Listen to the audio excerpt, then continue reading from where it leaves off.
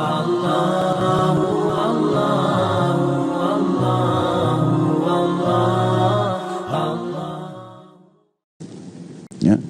Berdakwah ini teman-teman butuh ketenangan hati, kelapangan dada. Kita lagi butuh memperbaiki keadaan dia. Bukan bedain ya antara kita menyampaikan dakwah dengan kita menjelaskan sebuah hukum. Ada bedanya. Kalau misalnya ada orang mau melakukan perbuatan dosa dan dia sudah semangat untuk itu. Misalnya ada orang mau berzina nih.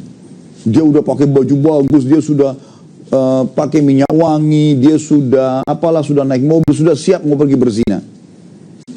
Pada saat ini yang dia butuhin adalah dakwah. Bukan dia butuh penjelasan hukum. Kalau antum datang, jangan berzina masuk neraka. Ya.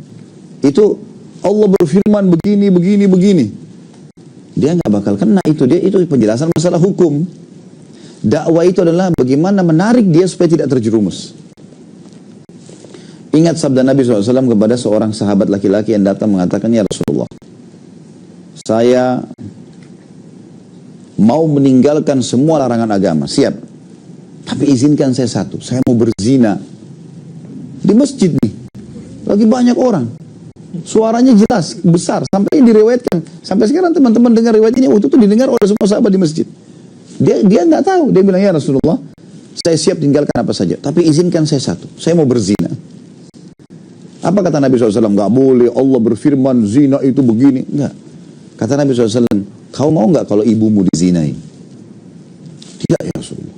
Sekarang kalau, seperti bahasa gini, ada orang masuk dalam rumah, ibumu didatangin, lalu dia berzina di rumah. Kau mau nggak? Tidak ya Rasulullah. Adikmu perempuan? Tidak ya Rasulullah. Istrimu? Tidak ya Rasulullah. Bagaimana kau ridho dengan orang lain? Nah ini dakwah, beda. Kalau kita lagi hadir di kelas, ngajarin para mahasiswa, teman-teman yang siap nulis dalil, hukum, penjelasan hukum, supaya tahu hukumnya, itu lain. Allah berfirman, Rasulullah bersabda, beda. Kita harus bisa itu. Ya. Jangan sampai salah faham ini teman-teman sekalian. Pernah ada masyarakat Taif, kota Taif. Mereka ini kan setelah penaklukan kota Mekah, sempat diserang oleh Nabi SAW. Tapi kuasa Allah belum dikasih izin Nabi SAW untuk berperang, untuk menang pada saat itu. Sampai kata Nabi SAW, pulanglah. Karena Allah tidak mengizinkan kita membuka kota Taif. Pada saat itu teman-teman sekalian, waktu Nabi SAW pulang, pasukan pulang, tentu di kisah panjang. Tapi yang jelas waktu Nabi SAW balik, dan ini sudah saya jelaskan di kajian Sirah Nabawi.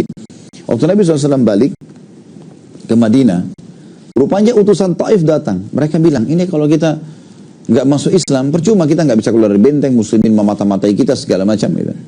Baik, pergilah ke Muhammad. Datang utusan tokoh-tokohnya. Hai Muhammad, kami mau masuk Islam. Tapi, izinkan kami riba. Begitu. Kata Nabi SAW, Allah haramkan, nggak bisa. Gitu kan. Nggak bisa praktek itu. Kemudian, mereka pulang lagi musyawarah. Gimana nih?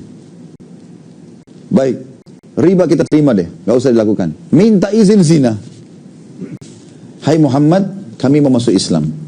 Kami siap tinggalkan riba. Tapi izinkan kami berzina. Kata Nabi SAW, Allah haramkan. Nggak bisa. Ya. Kembali lagi musyawarah. Gitu kan. Hai Muhammad, kami siap beriman.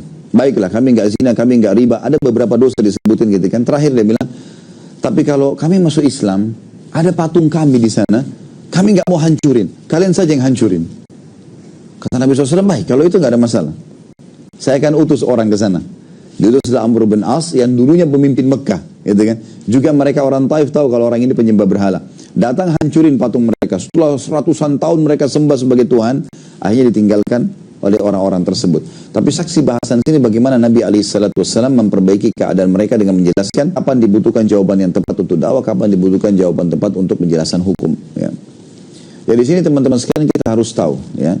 Kalau ada teman kita mau terjerumus dalam kesalahan, pasangan hidup kita, anak-anak kita, bedain antara kita sedang membacakan sebuah pelajaran yang butuh dalil 1, 2, 3, 4, 5 karena orang siap mau mengetahui hukum. Kayak Bapak Ibu hadir di sini, siap mau tahu hukumnya apa nih, dalilnya apa, itu nggak ada masalah. Bedain dengan orang kalau dalam kondisi sudah mau berbuat dosa, mau bunuh diri, mau berzina, mau mencuri, ini butuh dakwah. Rangkul dia supaya jangan terjerumus, gitu kan. Maka itu poin juga yang perlu digarisbawahi teman-teman sekalian.